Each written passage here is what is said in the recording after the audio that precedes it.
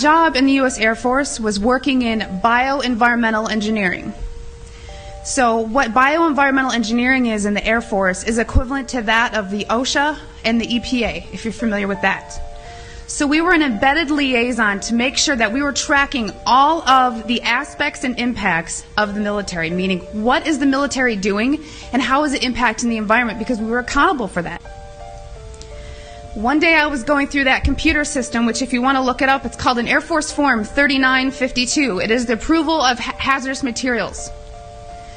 I was finding tons and tons of large quantities of aluminum, barium, strontium in the forms of oxides and sulfates.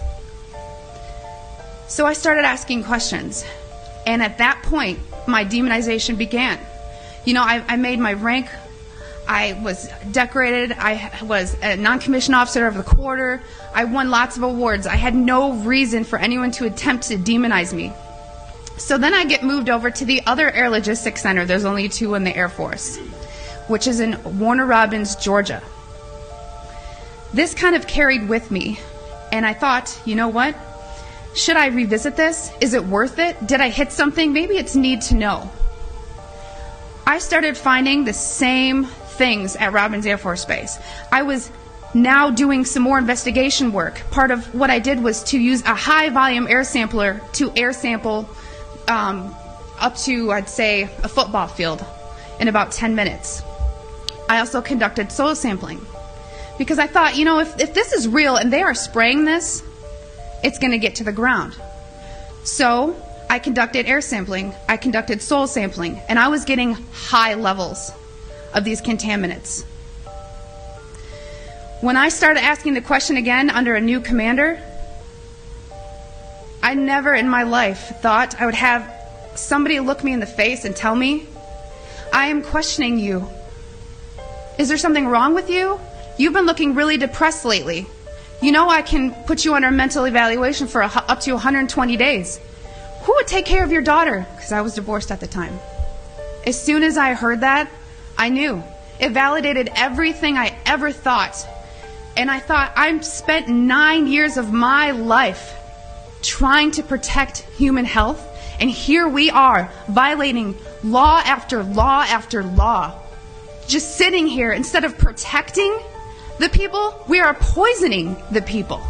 So I just want everyone to know and understand that of all things, of all the freedoms that we are losing, geoengineering is the #1 issue that we are facing.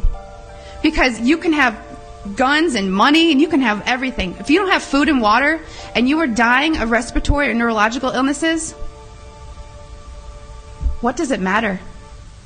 So you've heard about vaccines and you'll hear, you know, about smart meters and you'll hear about other issues like fracking. These are all systemic effects. We are getting overexposed to toxins. People will tell you fluoride's in the water, but it's not a lot. It is a lot because you're getting it everywhere in your food. You know, water that you drink, everything is washed with that water. And you're getting your vaccines. All this, it's a coupled systemic effect, and our bodies cannot metabolize these toxins. So I just want to thank you for taking the time to listen to my story, and I will continue to shout from the rooftops. I don't care how many jobs I lose. I don't care how many friends or family I lose, because I took an oath. And in 9 years, I was not able to honor that oath, but I am today.